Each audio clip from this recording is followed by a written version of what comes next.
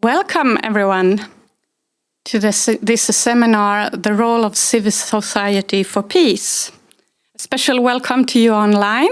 We are thrilled to have participants from 7 different countries with us today. And very welcome to you in the audience who are here at Solidaritetshuset in Stockholm.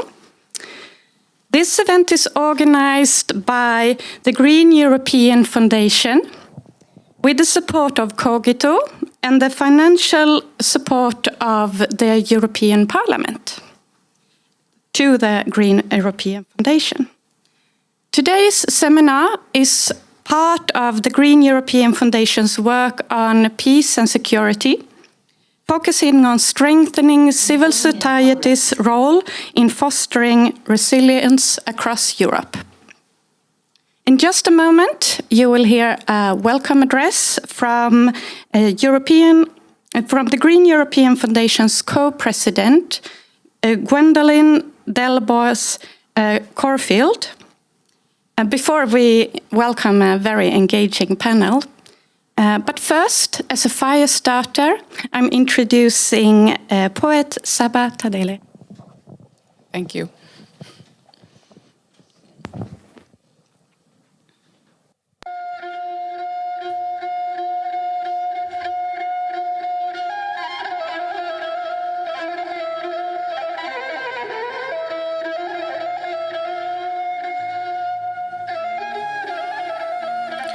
Writing this poem took my whole life.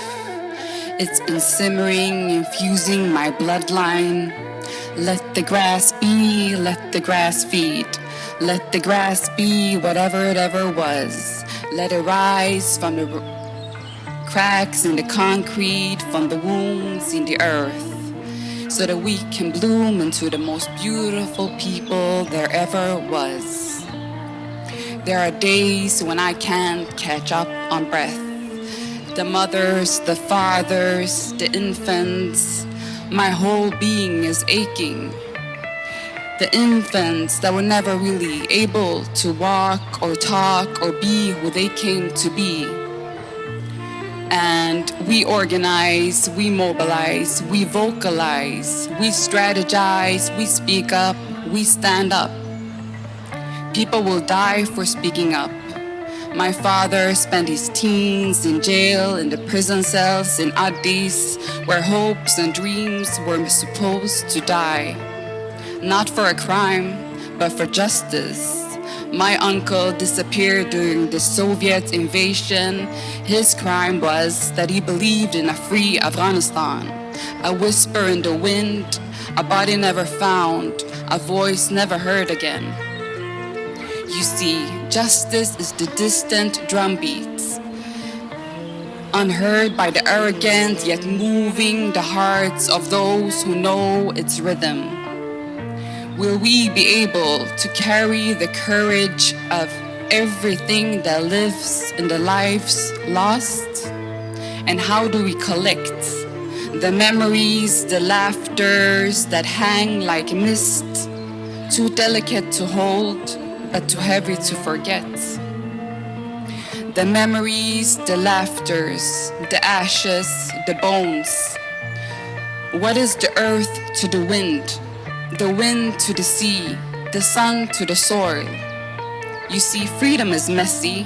It's never neat or handed down in laws or proclamations. It can't be polished into something clean. It's gritty and it's raw. It's born in the fire of revolutions and watered with the tears of those who dared to believe blindly. I'm just trying to make sense of the most hurtful betrayals, empty promises, broken systems designed to fail us. Their wounds inflicted not just by our enemies, but by those who claim to love us. For the ancestors, for their sacrifice, for every soul he blows life into. And this poem is not just mine, it belongs to all of us. It belongs to the people who stood when standing was a death sentence. who spoke when it was dangerous, who always chose to believe even when they were persecuted for loving him, and those who felt when the world gave them every reason to turn away. Revolution is the wildfire, consuming everything in its path, but also clearing the way for new life to grow. So let the grass grow, let it rise from the cracks in the concrete, from the wounds in the earth. Let it be what it has always been, resilient. And I heard love heals, but how do we mend the scars? Can we dig into the tissue, proclaim the beauty while honoring the power and just love the scars away? Writing this poem took my whole life. It's been simmering, brewing through families, through the thickest blood, through generations and dynasties of beauty.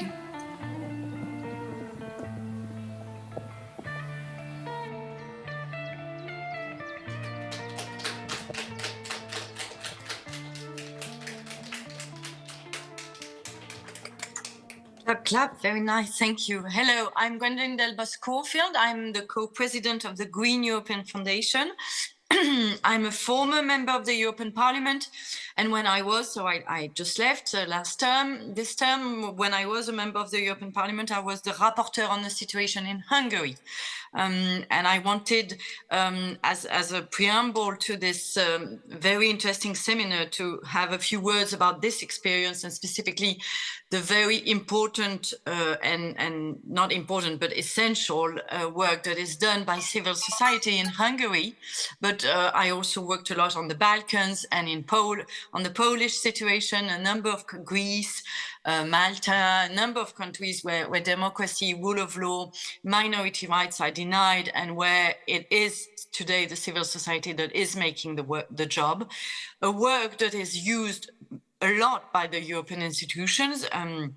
I often say that European institutions are using voluntary work from the service society a lot and not paying them, but not also protecting them when they need it. This is a real black spot on the European democracy at the moment. It is a problem because everything that is done in Commission, in Parliament, and in Council comes from this very essential work of information, vigilance, really watchdog work of the civil society.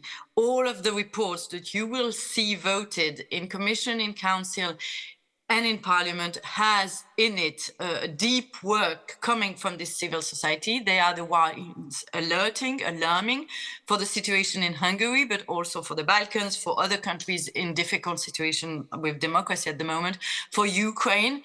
And this has become a hugely nourishing work, feeding a lot of what is done on the European level. So that's the first big important thing that we need to say about civil society. If European values are upheld in European countries at the moment and also at its borders, it is mostly because of civil society, and we are not acknowledging this enough at all. It's also an active role, of course, that they are making when they do court appeals, when they go to the European Court, when they concretely organize things to stop attacks on minority rights, on migrants, when they support women's rights, and when, of course, they fight against new laws that are repressive, oppressive, and silencing civil society. So they really have a very active role also, and they're again not finding enough support. And my third thing was that I really wanted to insist on the fact that today they are often even silenced by EU institutions themselves, or at least put under contradictory requests. which is becoming more and more a problem through the pretext of foreign interference, which really exists. And we know that there was foreign interference from Russia, from China, from a number of other countries in some elections processes, but also in a lot of the information, of course, that comes in EU.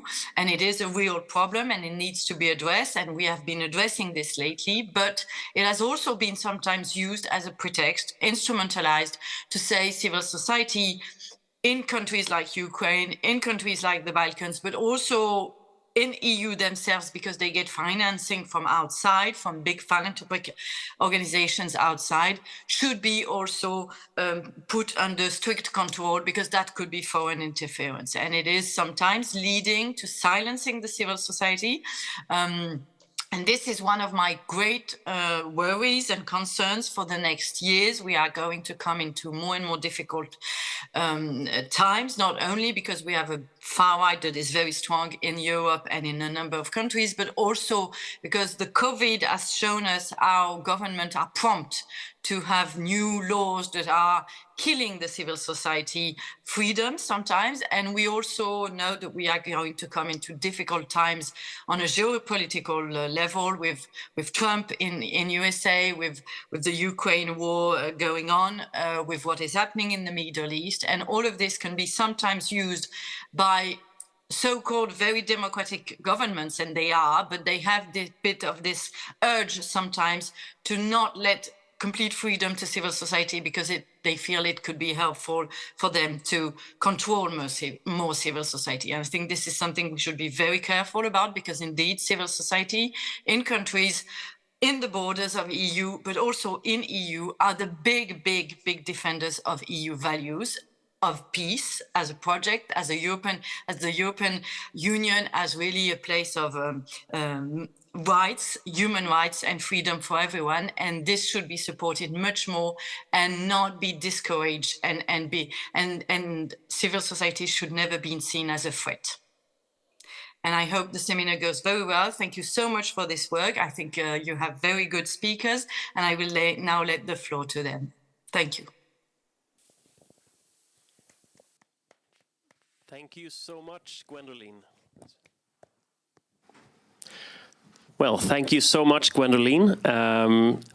I will start to introduce myself, and I also want to welcome people coming into the physical room we have here, as well as the digital room. So my name is Gabriel Liljenström. I'm an advisor on public engagement for ACT, Church of Sweden. I also serve as a board member of the Cogito Foundation, and I have the privilege to be here as a moderator of this panel discussion. So I would like to have the possibility to introduce this distinguished panel. I will like to start with Isabella Lövin. As a member of the European Parliament, Isabella serves as, among many things, as the vice chair of the Committee on Development. Isabella has also served as Minister for International Development Cooperation and also for the Environment. And you have chaired the International Peace Building Dialogue. Welcome. Petra Tötterman Andorff, serving as a Secretary General for the Kvinna Foundation. Petra has extensive experience in women's rights and has previously held leadership roles in the Women's International League for Peace and Freedom. Welcome. And with us today, also on the internet, we have Małgorzata Kopka-Piątek, Director of the European and Migration Policy Program at the Institute of Public Affairs in Poland. Małgorzata specializes in European affairs and international politics with over 15 years of experience, including her work at the Heinrich Böll Foundation in Warsaw. Welcome to you as well. So, please join me in welcoming these esteemed experts to our discussion with an applause.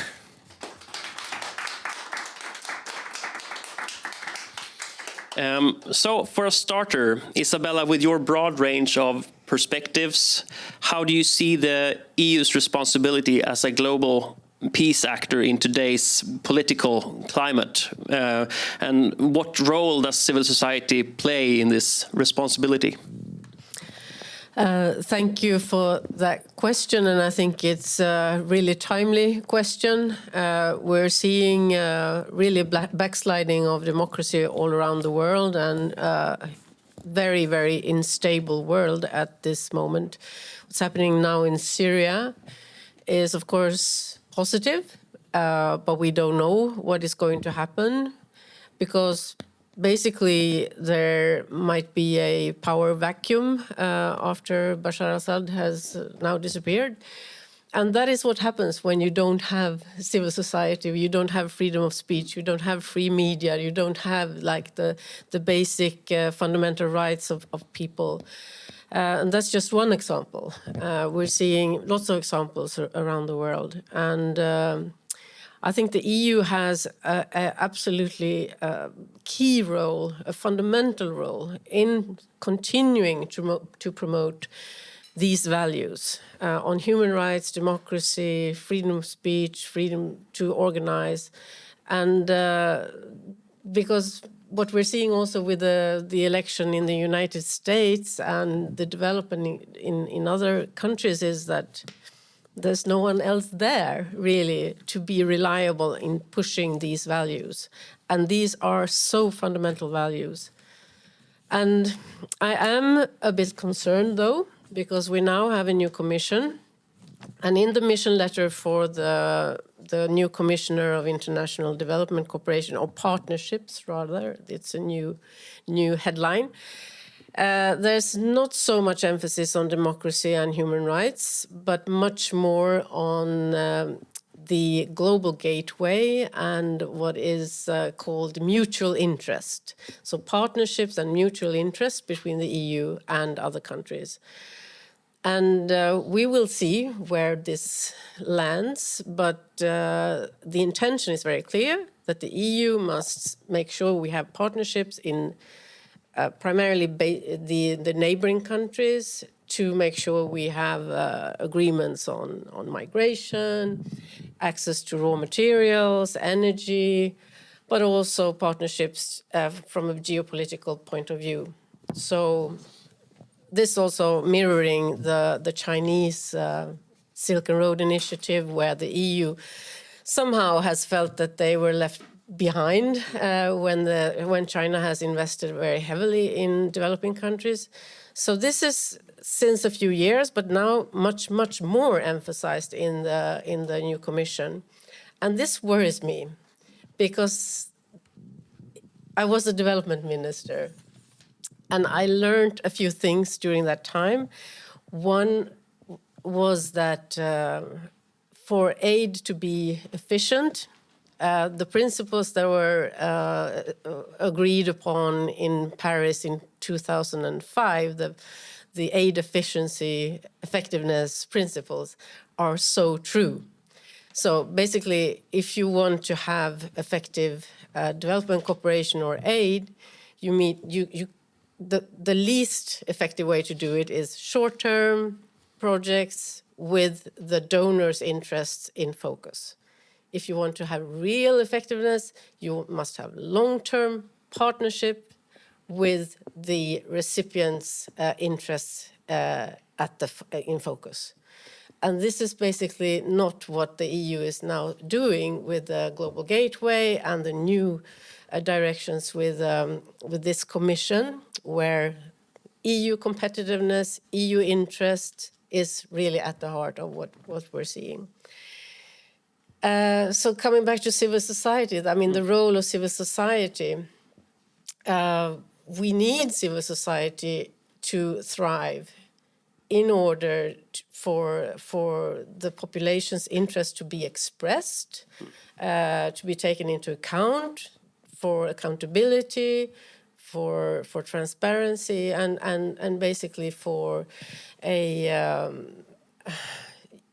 democratic way forward. So this is not what we're seeing in the focus of the new commission, and this is worrying to me. Thank you, Isabella. We will come back to that later. Petra, from your extensive work advocating for peace and women's rights, what would you identify as the most crucial role that civil society can play in advancing peace? And how do you assess the Swedish government's capacity and commitment to support this work in the challenging global climate we have today? Well, thank you very much, and thank you for what you're saying, Isabella. I think it's not... It's so blunt and clear and obvious, I think, if you worked with civil society and development for a long time, you know, that why would not the people who you want to be in the developed country, why should their agenda not be in the center and foremost and long term? Because we know how easily things also change. And I think this last year has been a very good example of that. What happened in Georgia, what's happened in Syria. I don't think anyone had that on their map in the beginning of this year. Or, you know, probably civil society in those countries might have had a sense for it, but a lot of things happen. So when it comes to peace building, you know, I think that we need the international community needs to think about it differently. And not think, you know, as, you know, politics and peacemaking as something, you know, that a specific sets of actors do around the negotiating table and that, you know, that happens at a specific time, but rather that it is, you know, a comprehensive process that includes a lot of different actors, and it has to be inclusive, it has to be diverse, and it really, once again, have to really reflect the interest of society.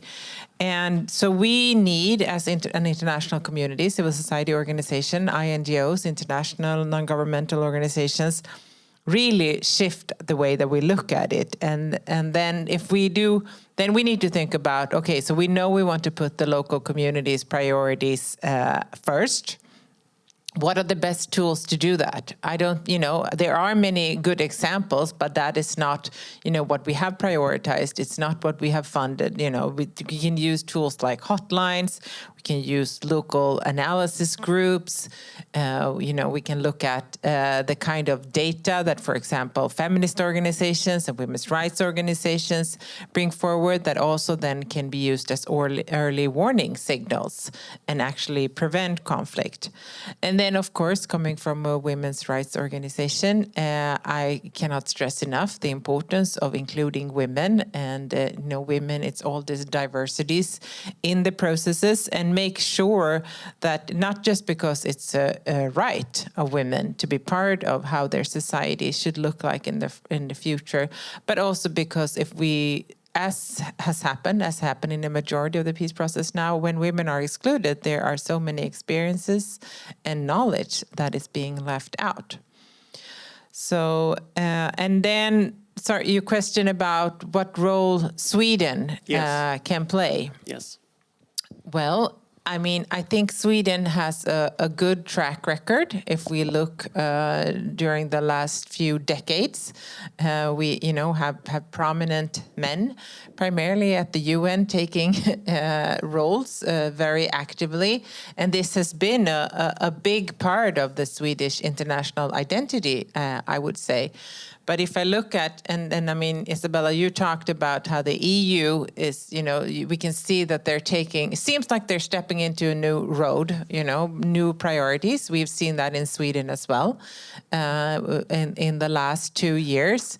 And speaking from Kvinna to Kvinna's perspective, so we work in 20 conflict-affected countries, and we have done so for over 30 years. We support women's rights organizations in these countries. So there are a lot of things that has changed in Swedish politics and narrative for the last 2 years. And I mean, just as Sweden has entered into NATO is one thing that has changed how some organizations, you know, view Sweden. We have left the feminist foreign policy behind. We have also left the 1% of our GDP to development aid has also been left behind. And then very clearly something that happened last year was the Quran burnings in Sweden, which has affected the view of Sweden for many of the populations in the countries where we work. So in sum, I would say that Sweden has a good chance to, you know, be an actor that people can rely on. but it's definitely a lot of things that, you know, has happened in the last 2 years, both within the power of Swedish authorities and decision makers, but also things that, you know, that were out their sphere of control. So we are, as a Swedish actor working for peace and for development, most definitely we, you know, have had to change some of the ways that we work to navigate this new landscape. And just shortly, do you experience that this pushback on gender rights that we are experiencing in big parts of Europe, is it also affecting Sweden? I don't think that it's affecting Swedish politics right now, but it's definitely in Sweden as well, where, you know, attacks on LGBTQ rights, transgender rights, you know, it's part of the whole playbook that comes from the anti-gender movement. So Sweden is not in any sense saved from that. It's very much present in the Swedish context as well. Thank you so much, Petra. Małgorzata, apart from the immediate impact of Russia's invasion on the Ukraine, how have broader trends shifted the Union's vision and its effectiveness as a peace project? And it would be also interesting to hear what lessons you think we can draw about the EU's ability to uphold these founding principles that we once saw in the context of today. Over to you. Thank you. But let me start with saying thank you for the invitation. I'm happy to be, on the event of the Green family, which I belong still in my heart, even not working for one of the Green political foundation anymore. And thank you for having me also in the Swedish context, because I'm very much inspired by the feminist foreign policy started in Sweden, even if Sweden, as you already mentioned, gave up at least on the calling the policy feminist foreign policy. But I still believe that the better days will come back, and we can develop this concept also in countries here in Central Europe, in Poland, which will be needed very, very much. I mean, when you ask me about the other global trends or European trends that impact the European Union and the stance where we are for the moment, I mean, this is very difficult, to speak and not mention the Russian war in Ukraine, living in a country which is very close to the Ukraine border and to the war going there for so many years already. But I would start with pointing out that, in my opinion, what has the main impact on the shape of European Union is that the globalization hits its limits.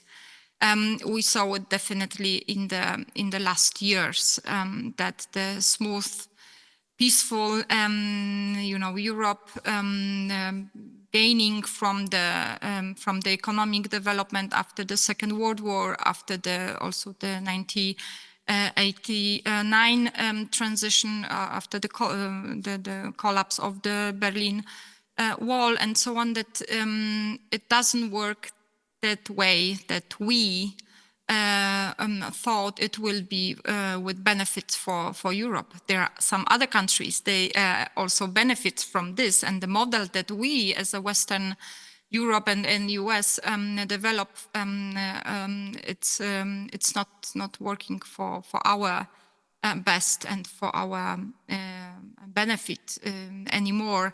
And we saw it also with the pandemic, COVID-19 pandemic situation, which on one hand show us that the European Union can work differently, as we know it from previous experiences, that European Union can work fast and make decision fast and collectively by vaccinations and and coordinate also in a field where the European Union is not exactly meant for. I mean, the health policy is not part of the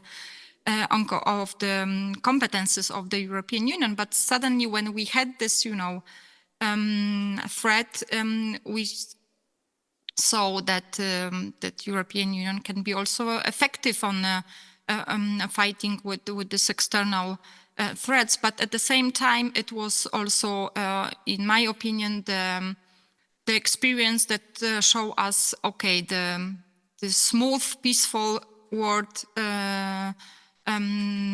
is not, working for Europe anymore, and there are threats. They are bigger than what we can imagine and what we can be prepared for. And then the Russian aggression against Ukraine is another proof that we've been not prepared, for threats like this. And I don't know what was first, the threats or the other factor that I want to mention, but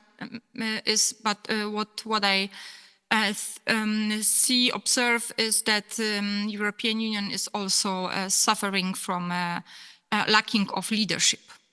I mean, for all the threats, for all the changes, for all these political decisions that that are needed for the moment, we need a strong political leadership, which we do not have in Europe, because we are occupied, with all this also internal changes. Look at Germany, look at France, to mention the biggest member countries, but we've been facing, the internal troubles also in countries like Poland. Gwendoline mentioned Hungary, and we could add more examples like this. But what during the time in Poland, what we have our troubles with rule of law and democracy, and with all the big support that we as a civil society get from abroad, from our European partners, we kept saying, when we were asked, what do you need? What should EU do? How should EU react to this? What is happening in Poland? As an example of this internal backsliding of democracy, we kept saying, just stick to the rules. Because the rules are the most powerful weapon of European Union. I mean, the rules based on values, and this is what I believe is needed for the EU institutions, for the EU as a union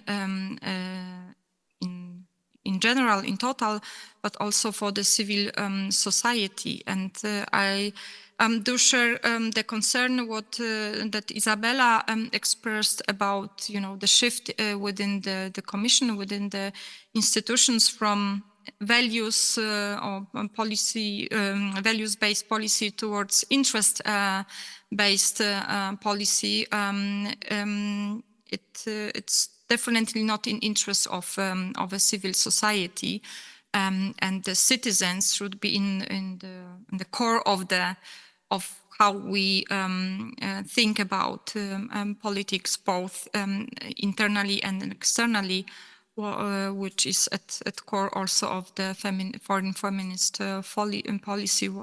That's why I like this concept very much. That this is not the interest of the states, which sometimes are not, not the better example of being democratic and bringing, the citizens in the good direction, but the interest of the people, of the citizens, should be at our focus. So I wish more leadership for Europe, because all the changes and also all the threats, both internally and externally, requires tough decisions, and for tough decisions you need to have a strong political leaders that can take bold decisions, but also take the society with them. Thank you so much, Małgorzata. So we've framed this discussion today to highlight the essential role of civil society in fostering peace, sustainability, justice, even as these efforts, as we see now, is increasingly challenged by both militarization and reduced funding. So from your perspectives then, I would like to ask you all, the three of you, what do you see as the most pressing issue for, say, civil society, facing civil society, and how can we address it collectively across Europe? So, Isabella, would you like to start? Yeah, I think there's a lot of threats to civil society right now. One is that there's less interest from many governments in the role of civil society. We see it in Sweden, where our government a number of times have kind of pointed to actions from environmental organizations saying they are more or less should be labeled criminal for things that they are doing, not inviting civil society for dialogues or conversations, for giving opinions on legislation, etc. So there's less interest from many governments. So that's, I think, the most serious threat. Then the question of resources and financing for the organizations, and of course that goes hand in hand because many governments think that there's a nuisance to have these civil society organizations maybe criticizing the current government and what they're doing, and it's very convenient to slash the financing, and then you won't hear them anymore. And to be quite honest, we have that situation here in Sweden now.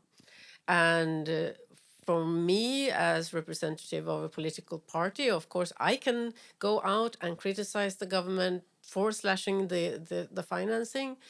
I can do that. I will not lose my job for doing that. But I think many of the civil society organizations are a little afraid of criticizing the current government because they know that they are much more in danger of being cut off from the money stream, which we traditionally have had quite a large proportion go into supporting the civil society organization, exactly for the reason that we need to have a voice from independent and also, of course, sectoral organizations that give voice for different parts of society that we need to have a thriving democracy. But now there seems to be like an ideological conviction that I mean, what is defined as freedom is basically the freedom of businesses, and the freedom for them to make progress unhindered. But the freedom of people and the civil society is not as attractive to many of the current governments in Europe. So that is, of course, a huge problem. And how did we get here? That's the next question. I think looking back at Sweden, we made an amazing journey over the past 100 years, where civil society, the labor unions, women's organizations, liberalization of women's rights, educational movements, the folkhögskolan, I don't know how to say that in English, but it's basically popular higher education for people that are already adults. That was what really drove the amazing development in Sweden forward.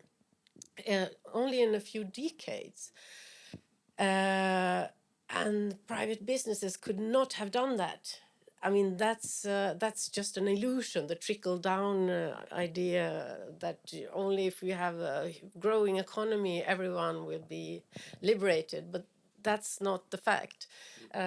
So having people being organized in different ways and being able to express their interests and participating in the society's development, that is what we need to have resilient and stable and safe societies.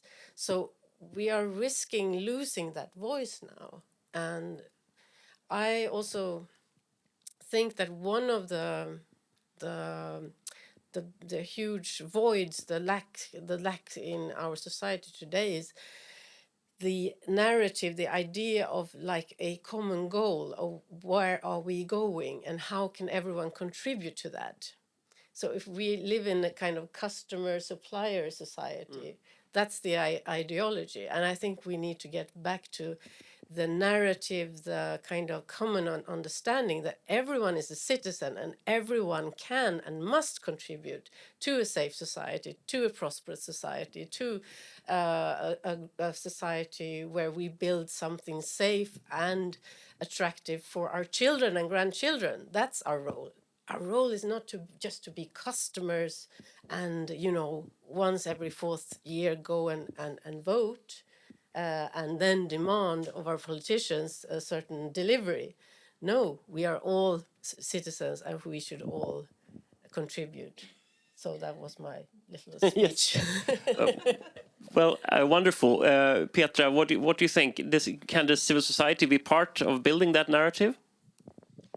Yes, definitely. And I mean, I agree. What I wrote down to the question of the foremost challenges is funding and the true recognition, like being an important actor in politics, and that not necessarily equals party politics, but politics as in the system and the structures for creating the societies that we want to live in. And I completely agree. I think that, I think personally, I think Sweden should be really proud. For many, many years, we have funded civil society organizations so that they can take the role of organizing people, but also being a critical voice and being kind of like a watchdog. So I think the game. It's like you have free media, you have a strong civil society, and that are really cornerstones of a democracy. And then I know that there are many who now say, well, civil society cannot be independent unless they get their funding elsewhere. But I think that totally depends on how the government or how the ruling parties view civil society. Because up until now, I would say regardless which government we have had, I have not experienced that we could not critique the government. But I do sense that there is a difference now, and there are some politicians in the parliament who have been very vocal about what they think about the civil society organizations that critique or that have a different, do these investigative studies and etc. So I think it's not a brilliant business idea to be a civil society organization working for democracy and human rights. So I think it's really up to us as citizens to decide what do we want our tax money to go to. And personally, I think it's a brilliant way of spending a little, because it's really, really just a small part of our tax money to civil, so that we have a strong civil society that can ensure democracy and human rights and a good environment, both for humans and our, the world. So, and I think long term it will have severe consequences both for Sweden, but also around the globe. If Sweden, for example, as a donor development aid cuts back on civil society organizations, that will leave a void, but only for a really, really short time, and then other actors will step in. That probably don't have, or that don't have democracy and women's rights and gender equality on their agenda.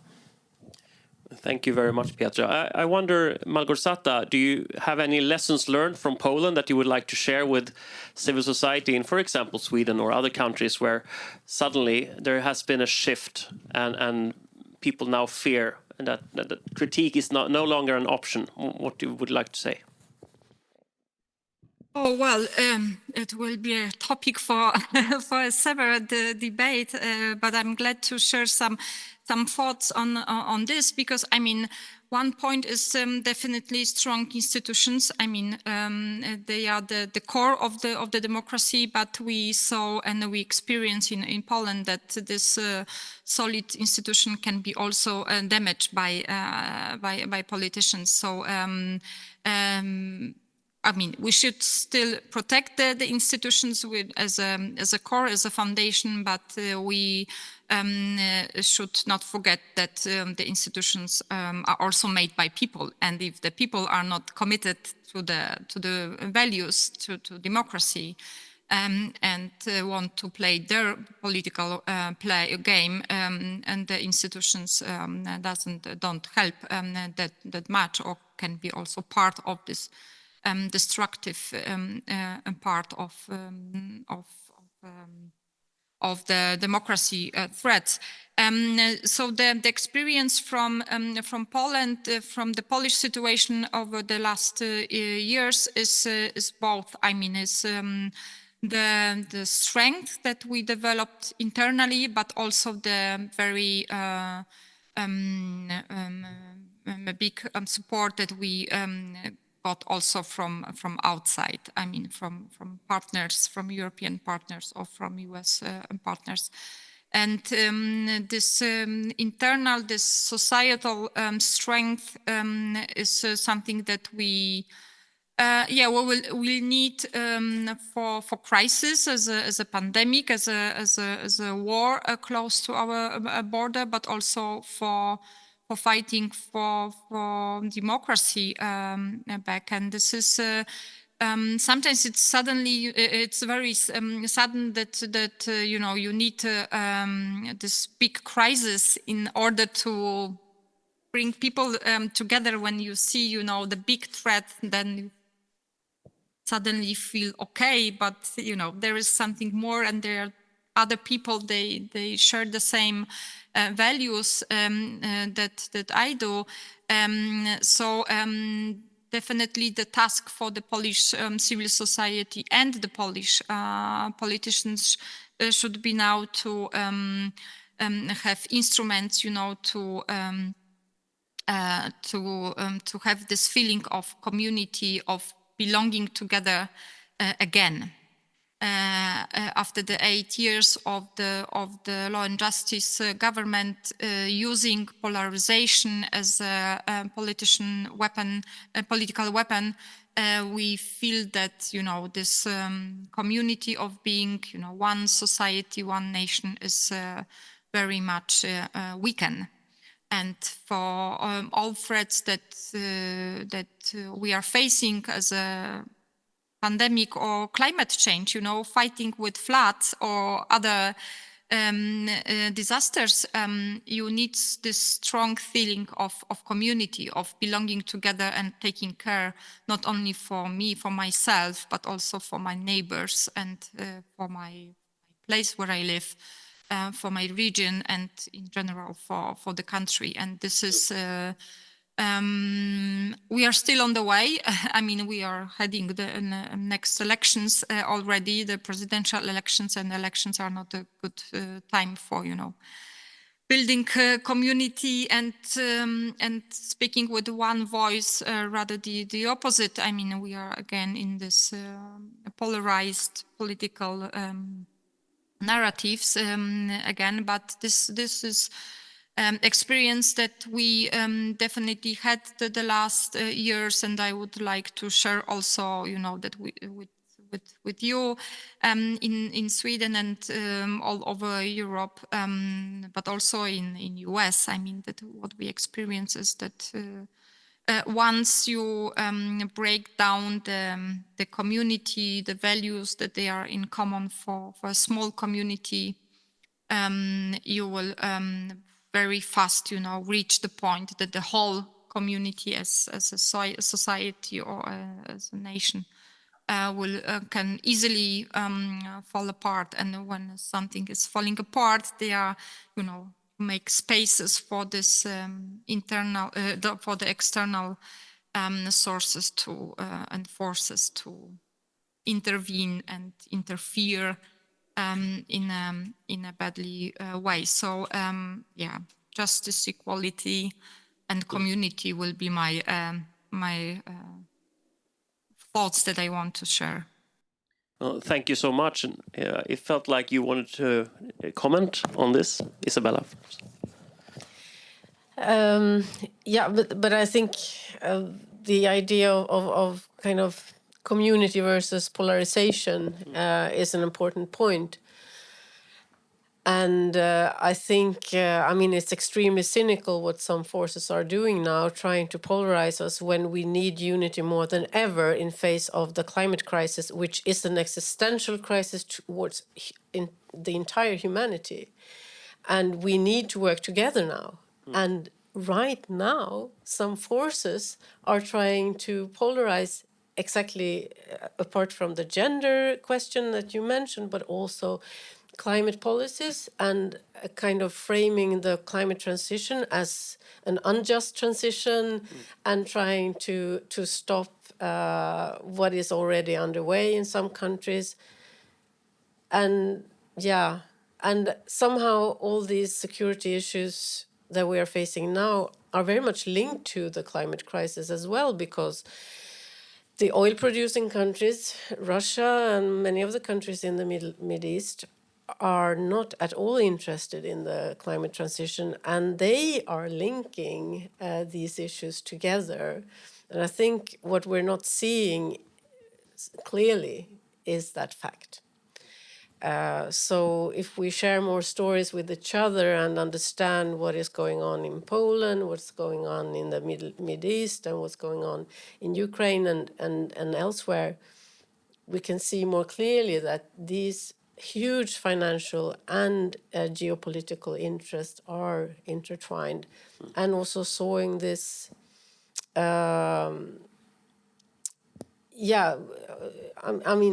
they are also contributing to the polarization and spreading lots of disinformation and putting people against each other, and that's so cynical, and it's also extremely dangerous. Yes, and Petra, what do you say? How should we challenge then this pushback? How should we counterattack or counter-interfere?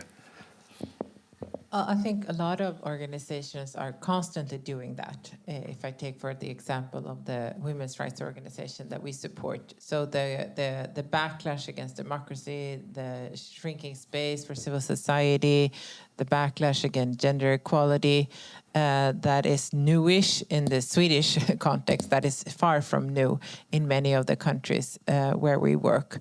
And I think the constant of being present every day, that takes then the long-term planning, the long-term funding, but also the solidarity among, and just like you're talking about, Isabella, the solidarity among different actors within the women's rights movement, the climate movement, the anti-racist movement. There are lots of different organizing, much organizing. I mean, in most countries, people are organizing in different ways and to their ability.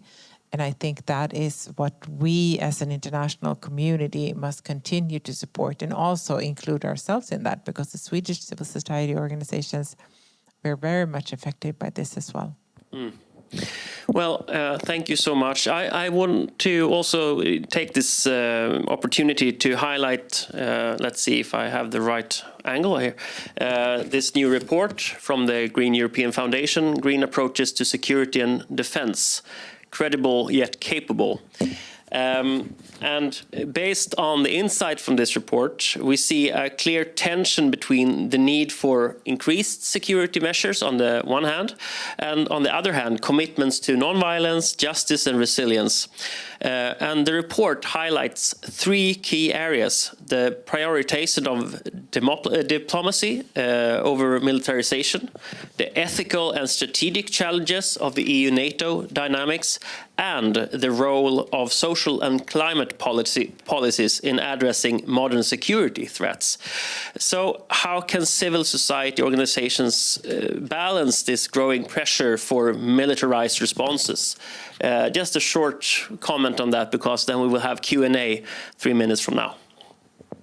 Isabella, you want to start?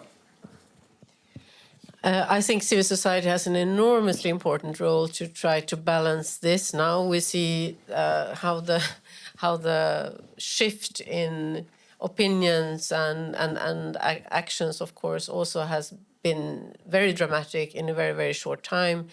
Just here in Sweden, the accession to NATO was basically taken without any discussions or debate at all, after so many years when almost everyone agreed that we should not join NATO. So the civil society organizations have an enormously important role to play to continue to emphasize the issue of common security. If everyone's safe, if we all work together, then everyone wins, which has been a doctrine for many, many years, but seems to be forgotten now. And the importance of inclusion, giving some place at the table to all of society, including women,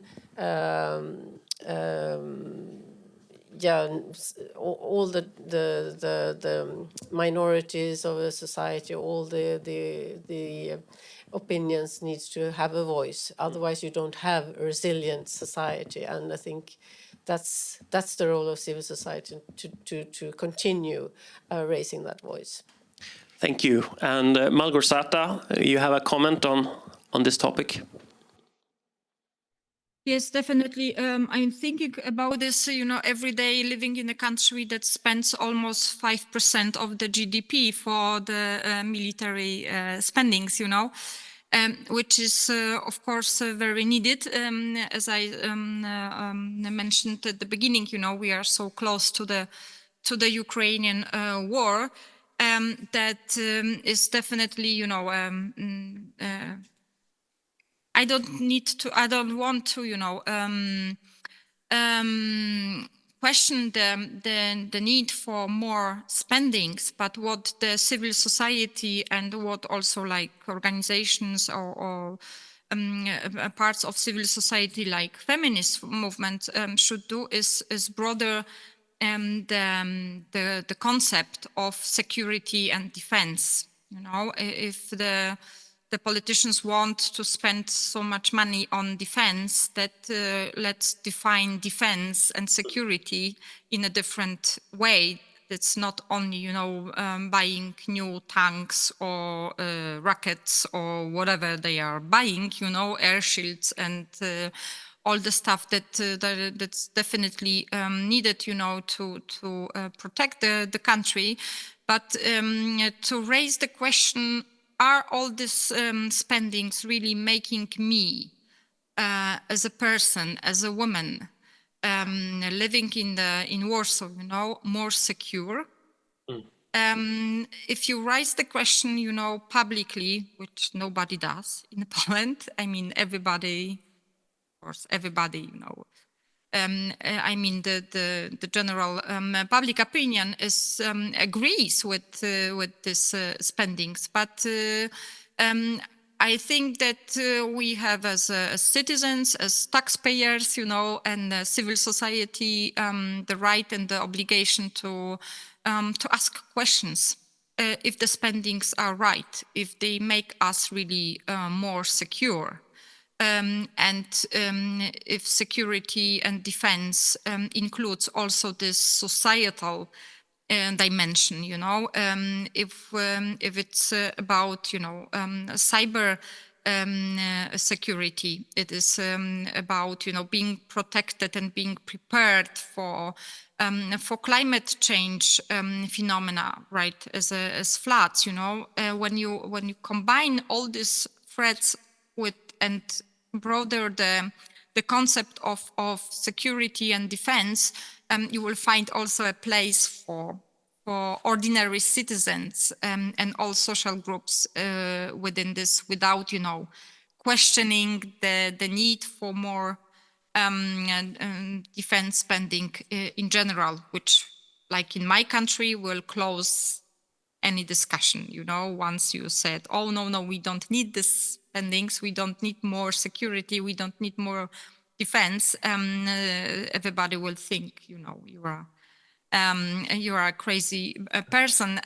So that's why my approach will be and is, to include in this understanding of security and defense also this societal dimension. Thank you so much. I'm thinking about the song, Swedish song, "It Takes a Fool to Remain Sane." It applies for the time we're living in. Petra, do you want to give some final words before we let in the audience to the discussion? No, I just agree. I think it's really important of what you just mentioned about how hard it is when the going gets tough, to be the one who questions the militarization and that really demands a longer discussion than what you have room for in a television studio or in a snappy comment or something. So, but really to broaden the spectrum of what kind of security threats are there that are most urgent. If you look at, then you can look at violence in the home. What is it that kills women? What's the biggest security threat to being a woman? Or if we take Sweden as example, with guns very present in society, on the streets, but also in the homes, what kind of security threat is that? We saw COVID was just recently here, but now it's like it never happened. Yeah. And we have the climate and we have the, natural disasters that are happening. So I am not saying that there isn't a military threat at the moment, but it's just one of many. So personally, I'm okay with talking about the military threats and the military toolbox, but I'm not okay with that we don't spend funding or conversation and time and resources on all the other toolboxes that we also need for people to truly be secure, regardless of who you are and, your identity in all its different varieties, because security looks very different depending on who you are. And just final, I also think that media actually have an important role here to play, because who is it that gets called an expert on security issues that the general public reads or sees every day? And that matters, of course, so that, it's not a special interest when a civil society voice comes in, or a researcher that has done a lot on human security and the other aspects of security. So it's, it's not just a political game. It's also, who do we think has the right to talk about issues surrounding our security and the long-term peace? Thank you so much to all of you three, and I would like to open the floor now to the audience. So I would like to start with our physical audience here we have in the room, and then maybe if we have other questions. No. Okay, we start with the physical audience. So, Eva. Thank you. Eva Larsson from the Independent Green Women in Sweden. I will talk a little more about this very dangerous polarization strategy. We see it is a strategy. And also patriarchal, aggressive, male-dominant parties in Sweden, in EU, could learn from civil society if they meet each other and learn from good examples. And one of them are food security. To change picture, talk about another kind of security, food security. And civil society has plenty of good examples if they only meet each other and a new good example for organic independent farming in Poland. Not so much in Sweden, we are not food secured here, but Poland has a very good base on organic farming. How do you want to comment that to change picture of what is dangerous? Should we start with?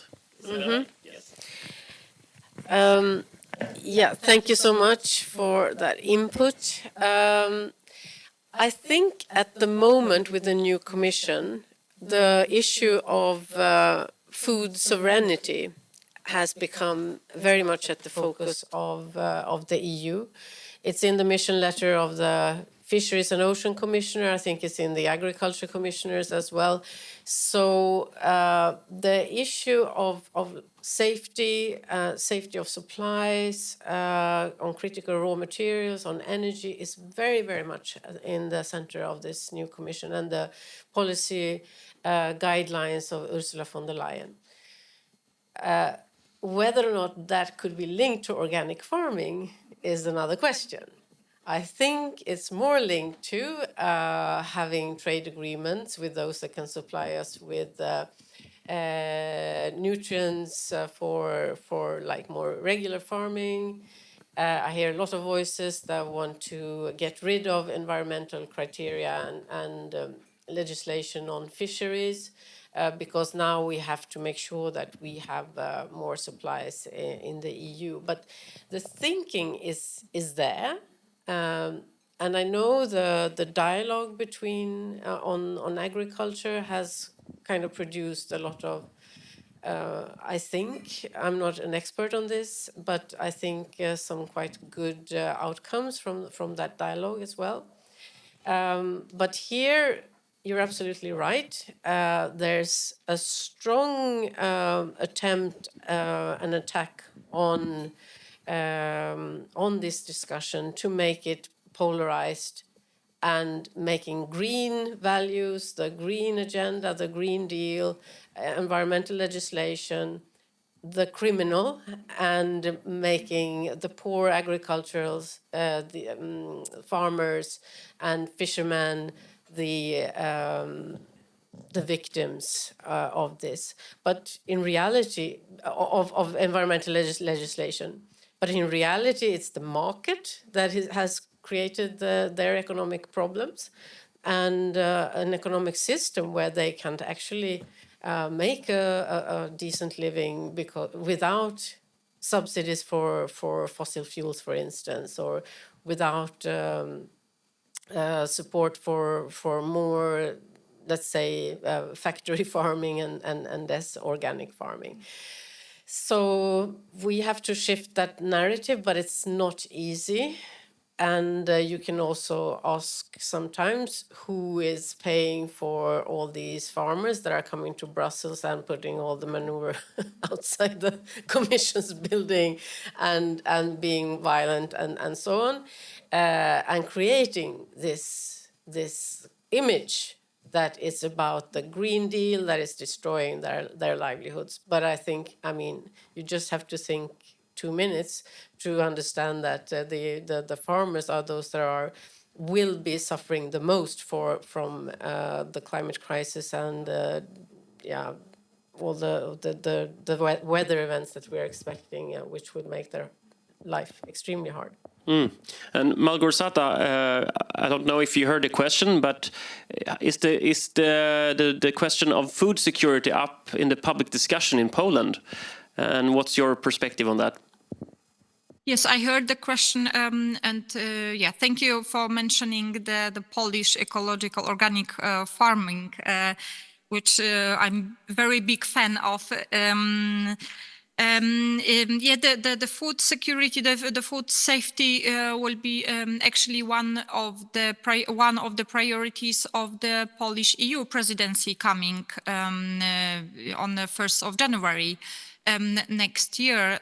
It is definitely one of the topics being publicly here discussed, and Poland is is still quite rural country, so food and agriculture is still important, although economically speaking is not that important for our economy. But in the tradition, in a society, the Polish village and farmers are still are playing an important role. And I want to only strengthen what Isabella said about the Green Deal and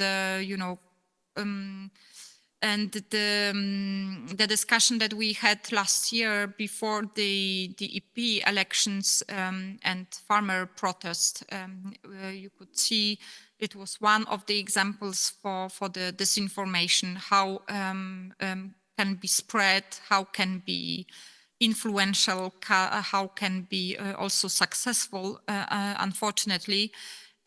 When you see people, they are most, suffering from climate change, opposing the action of the EU against the climate change. I mean, it was ridiculous, but we saw it. It was, very huge wave on this disinformation and protests among European farmers, and it was also very much present in a Polish public opinion, and in Poland, connected also with the Ukrainian war, with the Ukraine grain, which was imported through Poland as the Black Sea route was closed. It was another target for disinformation influenced by Russia. That.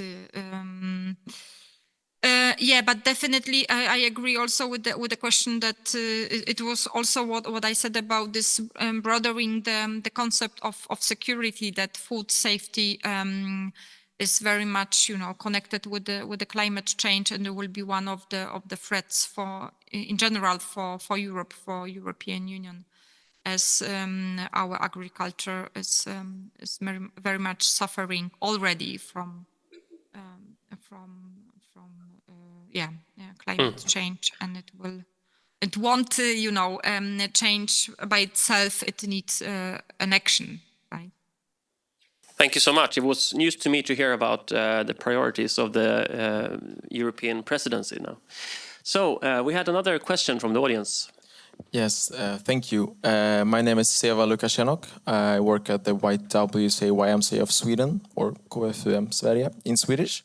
And coincidentally, I think today, as we're having this peace event, 9 years ago, resolution 2250 on youth, peace and security was adopted. So it's 9 years anniversary today. And I think it's quite a forgotten resolution, although it was adopted by the Security Council. And a lot of civil society, of course, is working with this by working with young people in conflict context and also non-conflict context, working with young women, for example, which is very important in order to have a sustainable peace, since youth is such a big portion of the population in the world. And but civil society also lack support and funding, I think, from the state, from governments, from other duty bearers like EU in this work with these important groups.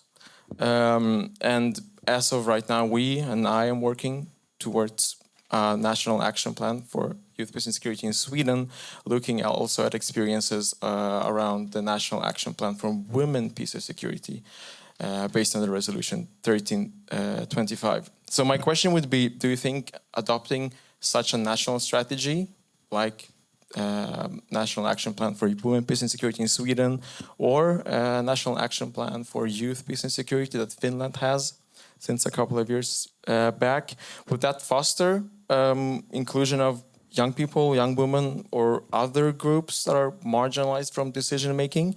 I'm thinking of the thing that Isabella mentioned, that it's so important that we have big groups, a big number of people participating in the development in our society. So is that important in strengthening also civil society working with these groups, as well as the sustainable peace? Thank you. Who wants to start? I can start. Sure, yes. I think a plan is only a plan. It's how you resources and how important you think it is and how much political weight you put behind it. But if we look at from the experience of the Women, Peace and Security Agenda, the Resolution 1325, and then there's been a number of other resolutions coming after that, so it's called the whole agenda now. When that agenda turned in 2020, when it turned 20 years, we did a rather thorough study asking over 90 women peace builders in 6 different conflict-affected countries if they thought that the agenda has actually been good for them. The majority of them said that it had.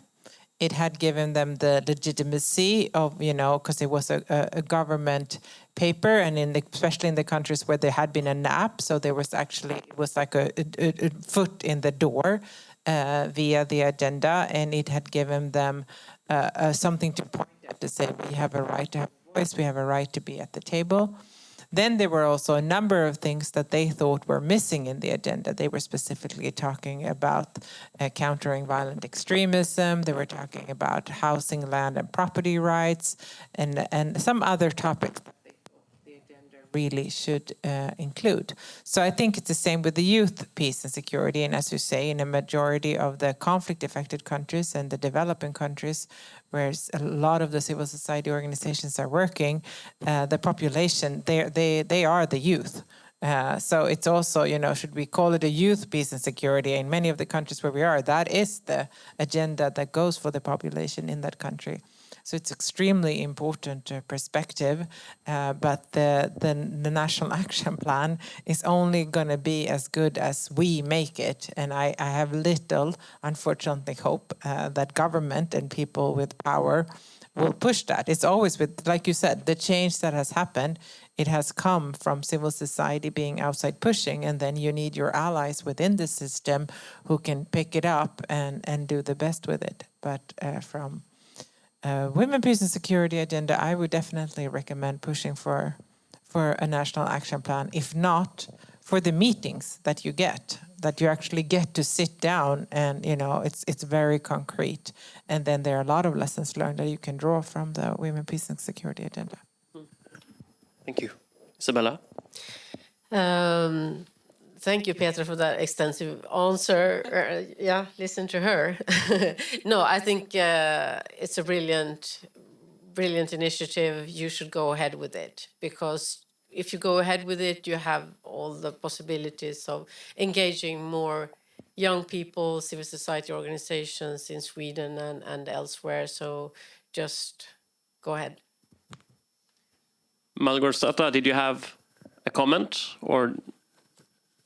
Yes, if I may. I mean, it's Sure. also your Swedish situation, but we had Women, Peace and Security National Action Plan, the Polish one, introduced in 2018, which was under the Law and Justice government, with some surprises, for some that right-orientated, government, not very much in favor of women's rights, is introducing Women, Peace and Security action plan, but they need it as Poland has the seat in the Security Council at UN, But at least we had one.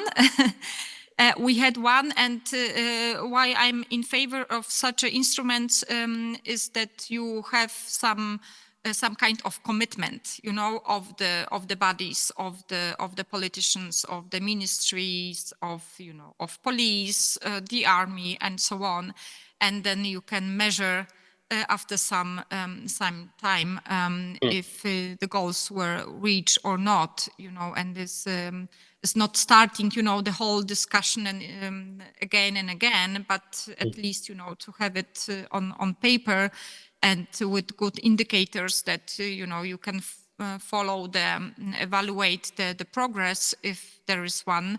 But it's also what I want to stress is also important for women already involved, in peace building, but also in forces as police or army. For them, it's very important, that you raise the question about, female representation and to protect their rights also as members of these forces. Thank you. Isabella, short. Yeah, I just wanted to add on that question that I think the timing right now is absolutely excellent. I mean, for the first time in Sweden, we have a real discussion on if we might be attacked by a hostile other nation, and who will then defend us? Well, it's you guys. It's the young generation who now for the first time has to kind of consider if they want to wear a military uniform, if they want to go out and battle to defend their country. I mean, this is a really, really timely discussion that should engage a younger generation, and you have the possibility to give that discussion a voice, so go for it. So we have a time for just a short question, and then we have to wrap it up, but one final question from the audience. Thank you. This is Pınar from Turkey. So I've been here for a while and following up with the developments in civil society, and especially with the new development policy, if you can call it as a development policy. I worked for refugees in Turkey for many, many years, and then it's quite upsetting for me now to see how Sweden's development policies now basically aiming like border controls and auto returns and etc., etc. And then we all know that how civil society was left out when making this decision. For me, it was quite sad to see as a person coming from a country where I've seen how civil society was demolished piece by piece. So my question will be to you. I mean, I'm just trying to understand the Swedish civil society and actors and etc. The aid, is it possible to save the aid from the political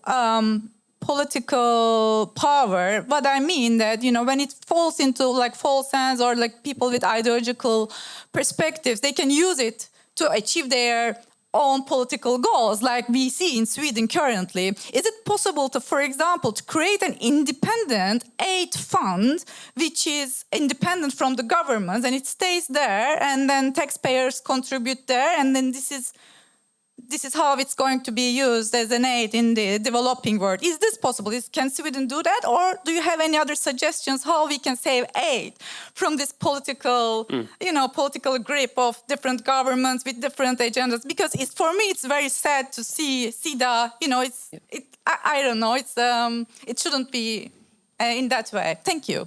Thank you very much. Just 5 seconds. To that question.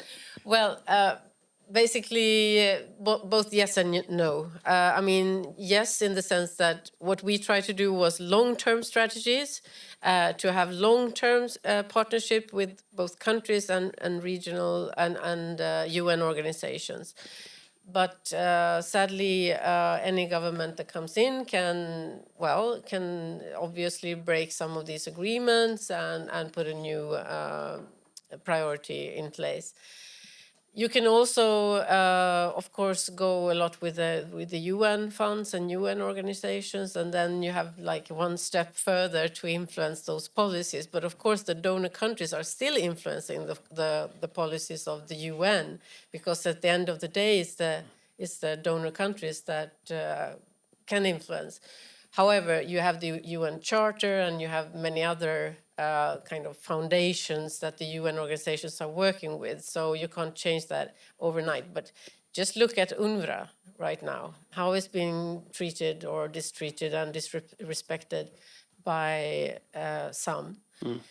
So the UN mandate is also under questioning, and this is extremely alarming. The whole multilateral system is now shaking, and we need absolutely to, with your first question, the EU to defend it. Thank you so much, Isabella. Thank you, Petra, and thank you, Małgorzata, and thank you, the audience. But we have one final thing to do, and that is listening to Saba and the final poem. Saba, you're welcome.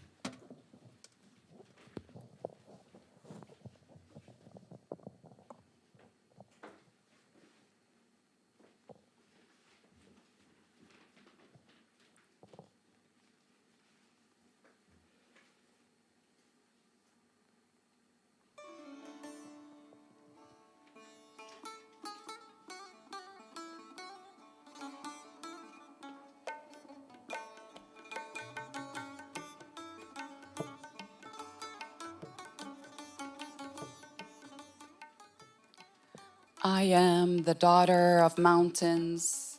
From Hindu Kush to Rift Valley, the dust always whispers stories of resilience. The land has cracked and cracked and cracked, but never bowed. Tell the children it never, never, never bowed. Tell them to never bow. Bruised but never silenced, victims of history and the descendants of warriors, poets, storytellers. I come from the lands of Rumi, where words are used as a way to survive. A child of the Nile, a child of survivors. Children who gave their entire lives for a piece of bread, of mothers who whispered lullabies in the middle of war zones, women, the wombs that carry the entire world. We are tired of hearing our names only in tragedy, reduced to headlines that are full of deception. We are more than the sum of our sufferings. This is our world to reclaim. A demand for dignity. Diasporas, achieving, learning, unlearning, relearning. Picking up unfinished scripts, families scattered across the earth. We excel out of necessity.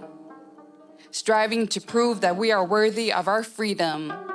They left our blazing homes for us to live in safety. They faced borders they couldn't cross, dorms slammed in their faces, languages that tied their tongues. Oromo, Amhara, Gurage, Tigray, Hazara, Pashtun. Divided but never conquered. We never bowed. And now here I am, a child of two worlds, a child of three worlds, a child that doesn't even belong to this dunya, trying to make sense of what they gave up and what I gained in return. 7 a.m., I send him off, with a backpack too big for his shoulders, with hope wrapped in prayers, with a smile that hides the weight of my fear. Because how do you convince a child that there is safety when you don't believe it yourself? Just another body in all of this violence, dirt thrown on coffins and streets that swallow up everything in its way. And how do you convince a child that this so-called home wants us when everything about the earth beneath my feet feels foreign? Like it never learned the weight of our names. 3 generations in and our roots don't dig deep enough into the ground. Never stumble, and don't you dare to complain. But most importantly, don't be too much of yourself. A government that closes our organizations, our schools, held captive by unapologetic, state-sponsored racism. May the most loving, Give me enough love to soak you in it. Make it drip from the palms of your hands and infuse your heartbeats. My roots are tangled in borders drawn by hands that never knew us. Hands of torment. Hands who stroke your back and hold your hand and then choke you. Desensitized to baby feet under rubble, elected leaders gambling with our spirits. We are not the lines they drew in the dirt. In Congo, the rivers of minerals run red with blood. In Palestine, we bear witness under your skies that rain fire. Sudan, you remind us that nothing can silence the spirit of a people. Never let the bullets answer louder than the voices can sing. Sing. Let the Afghan girls sing. When one of us is chained, none of us are free. None of us are free. None of us are free. The land is tired. Voices are worn out. They thought they could bury us. But we are unearthing a forest of collective awareness. And as long as seeds sprout, and planets orbit the sun, and the cries of newborns echo in the valleys, I will put my hands in the earth, kneel in the soil, and believe in infinite mercy.